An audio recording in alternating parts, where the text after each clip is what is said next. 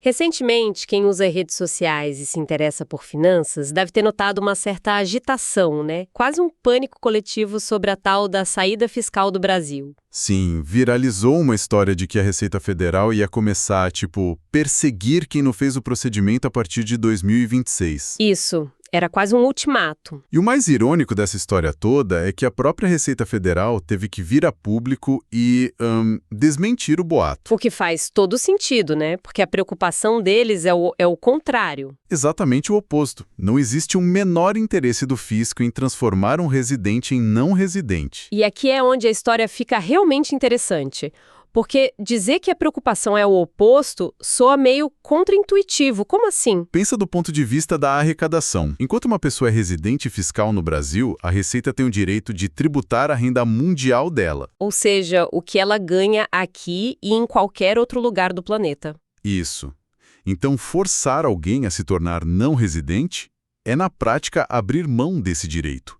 É como um time de futebol que decide, por vontade própria, jogar com um a menos. Não faz sentido. Faz todo sentido. Então, o alvo da fiscalização não é a pessoa que, esqueceu de entregar um papel. De forma alguma. O foco é em quem finge ser não residente para pagar menos imposto. Ah, ok. Mas que, na verdade, continua com o centro da vida dela no Brasil. A pessoa mora aqui, a família está aqui, os negócios estão aqui. Mas no papel ela se declara como se vivesse em outro lugar. Esse é o contribuinte que tira o sono do fiscal. Exato. Ok, o cenário está montado. De um lado, desinformação e pânico. Do outro, uma lógica fiscal bem clara. Para separar o joio do trigo, a gente mergulhou fundo num artigo técnico que destrincha esse assunto em 4 pontos essenciais. E a nossa missão hoje é essa, né? Tentar entender o que é fato, o que é mito e, o mais importante, como pensar de forma estratégica sobre a saída fiscal. Vamos direto ao ponto, então, que talvez seja o maior alívio para quem está preocupada. O artigo defende que esquecer de fazer a declaração de saída não te condena a ser residente fiscal para sempre. Isso parece bom demais para ser verdade, mas tem uma explicação lógica. E como isso funciona na prática? A chave para entender isso é um conceito chamado dupla residência fiscal.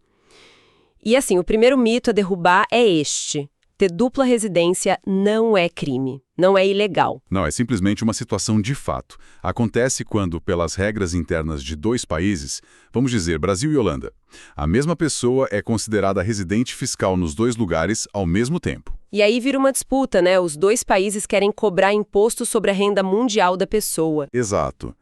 E é para evitar essa briga e a bitributação que existem os tratados internacionais. Certo. O tratado funciona como um manual de instruções para resolver esse conflito. Ele não anula a lei de nenhum país, mas cria uma regra de desempate. Gosto da analogia de que o tratado age como um juiz. Ele olha a situação e diz, ok, os 2 lados têm um argumento válido, mas para este caso, a preferência do país X. É uma ótima analogia. E esse julgamento segue uma ordem bem clara, as chamadas Tiebreaker Rules. As regras de desempate. Isso. O artigo que a gente analisou usa o exemplo do tratado entre Brasil e Países Baixos, que segue o modelo da OCDE.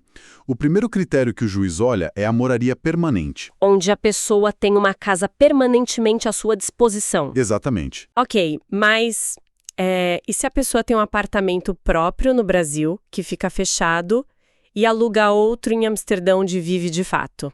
Empatou de novo. Exato. Isso é super comum. Nesse caso, o juiz passa para o segundo critério, o centro de interesses vitais. Aí a pergunta é mais profunda. Muito mais. É tipo, onde a vida da pessoa pulsa mais forte? Onde estão as relações pessoais e econômicas mais estreitas? Família, amigos, o trabalho principal, a conta bancária.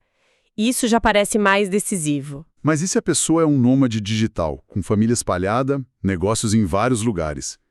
O empate pode continuar? E aí?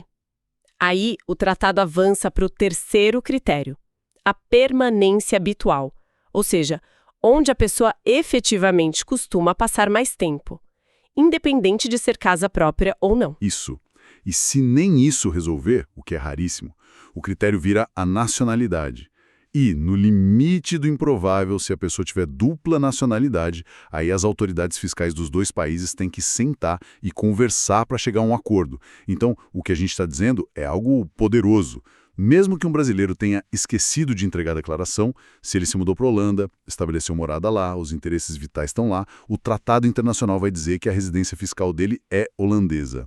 E essa decisão do tratado se sobrepõe à falha burocrática aqui no Brasil, é isso? Em teoria, é exatamente isso. O tratado tem força de lei federal no Brasil.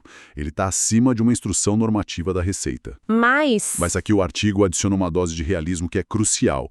O autor alerta que, na prática, ter essa discussão com a Receita ou com o judiciário brasileiro pode ser um processo tortuoso. Mas por que tortuoso se a regra é clara? Um fiscal da Receita não deveria simplesmente aplicar o tratado? Deveria. O problema, segundo o texto, é a falta de familiaridade, sabe?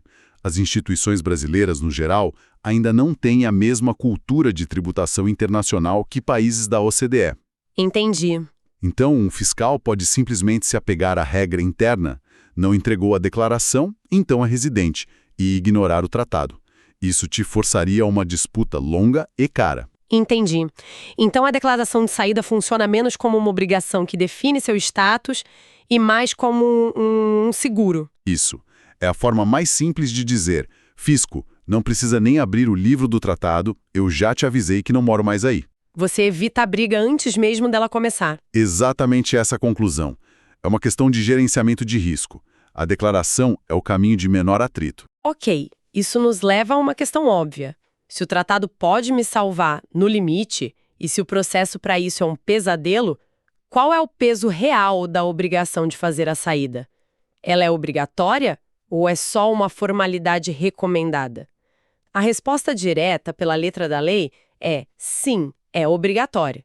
A Instrução Normativa 208, de 2002, da Receita, estabelece que tanto a comunicação quanto a declaração de saída são obrigações legais. E vale para 2 cenários, né? Sim, para quem sai com ânimo definitivo e para quem sai em caráter temporário, mas vai ficar mais de 12 meses consecutivos fora. E os prazos são bem definidos. Sim, a comunicação, que é mais simples, vai até o fim de fevereiro do ano seguinte. E a declaração, que é o ajuste de contas final, até o fim de abril, junto com o imposto de renda normal. Mas aqui o artigo aponta uma inconsistência que eu achei genial. Se a regra é a mesma para quem sai definitivamente e para quem sai temporariamente por mais de 12 meses, por que usar o termo definitivo? Exato. Ninguém tem bola de cristal. Eu posso me mudar para Portugal com toda a intenção de ficar para sempre e 2 anos depois, por um motivo de família, ter que voltar. Minha intenção definitiva mudou. Essa é a grande crítica do autor. É um sistema baseado num critério subjetivo e falho, a intenção. Ele até compara com o sistema holandês, que é muito mais pragmático. Como funciona lá? Lá o que importa é o fato objetivo. Você se registrou na prefeitura como residente, então você é residente. Deu baixa no registro, então você é não residente. Simples assim. O foco é no fato, não na intenção. Espera um pouco. Agora vem a parte que, para mim, foi a maior virada de chave de toda essa discussão. Apesar de ser obrigatório entregar os formulários, o artigo diz que eles são, na verdade, acessórios. É o ponto mais fascinante. E pode parecer contraditório, mas não é. A declaração é uma obrigação formal, um papel.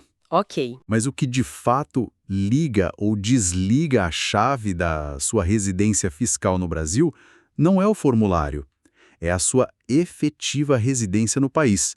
A realidade dos fatos se sobrepõe à burocracia. Então quer dizer que se uma pessoa arruma as malas, se muda, esquece de avisar a Receita, mas fica um ano inteiro morando fora, a lei brasileira já considera ela não residente, automaticamente. Exatamente. E a omissão do formulário não congela o status dela para sempre.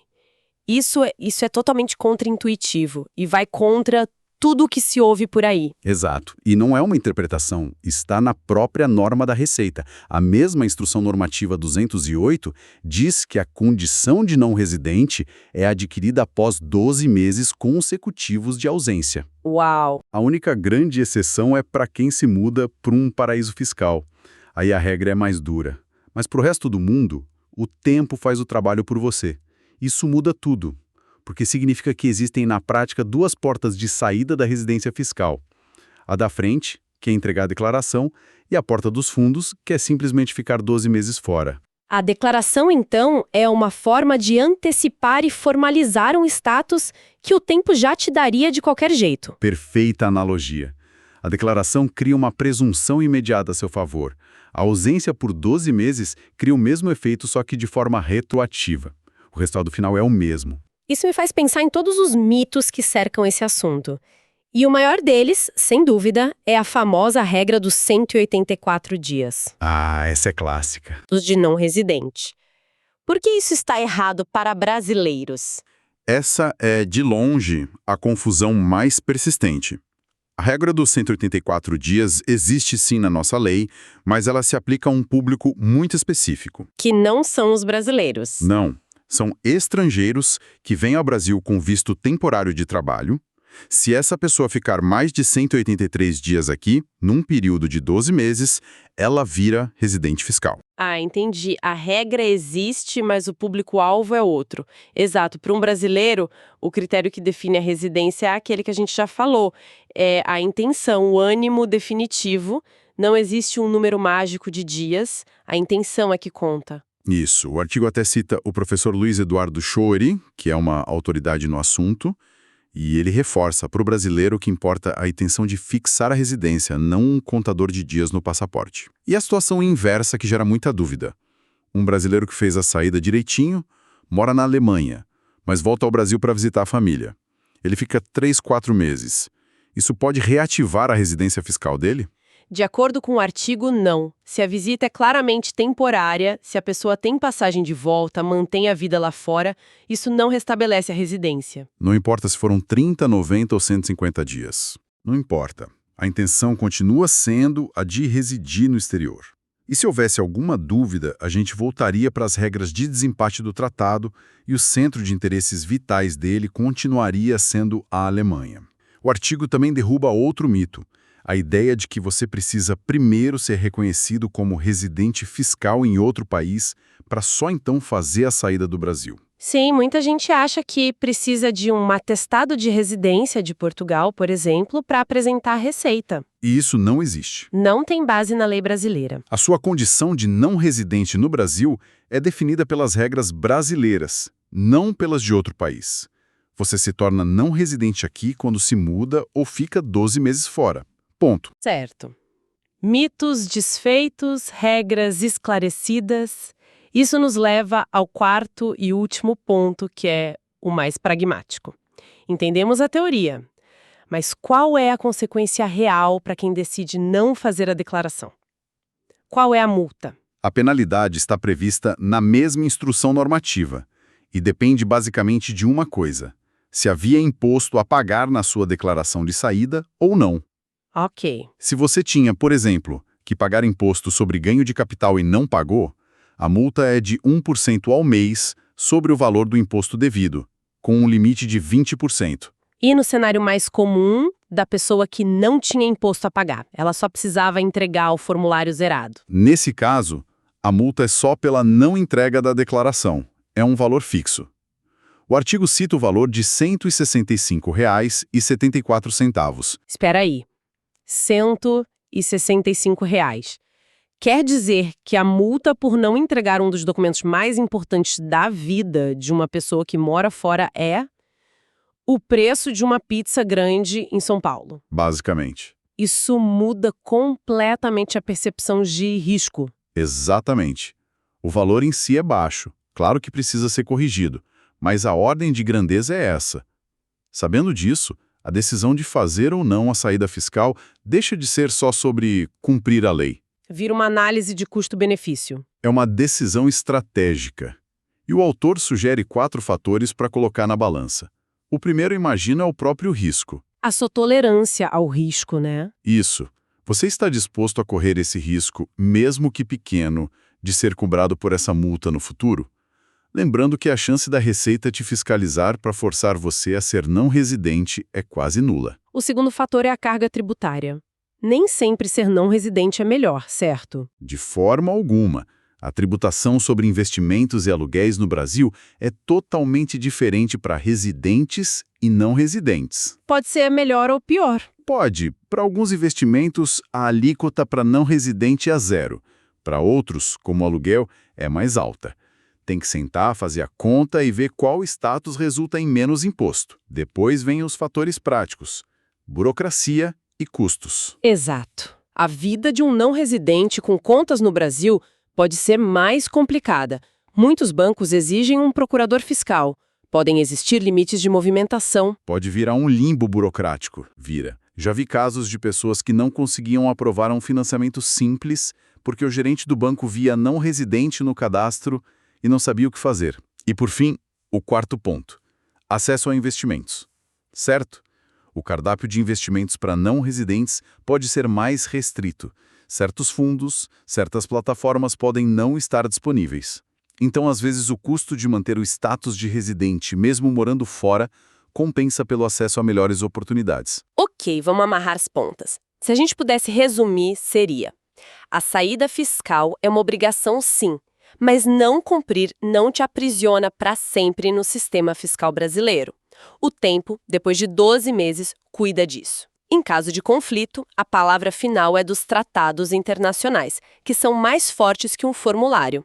E, claro, a regra dos 184 dias é um mito para brasileiros. E se conectarmos tudo isso, o quadro geral é que a decisão não é um simples sim ou não, não é só sobre conformidade. É uma decisão estratégica. Quase empresarial. Envolve análise financeira, tolerância a risco e um planejamento para lidar com a burocracia. E o autor do texto, escrevendo lá da Holanda, faz essa comparação interessante entre o sistema brasileiro, tão focado na intenção, que é subjetiva, e o holandês mais objetivo.